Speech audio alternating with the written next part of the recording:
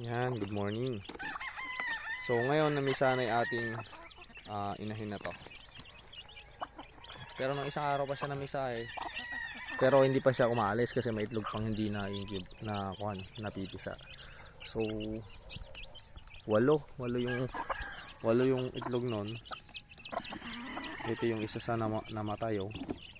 Hindi ko alam kung anong dumali, kung uwak ba o manok din. Kasi kung makikita nyo, itong isang manok na to oh, kinakagat niya kasi siya yung may tangay nito kanina. Hindi ko alam kung anong dumali. Napisa naman lahat.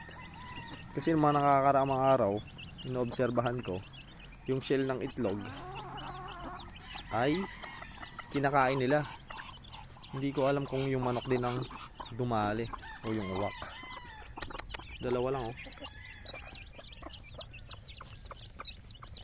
Dalawang black.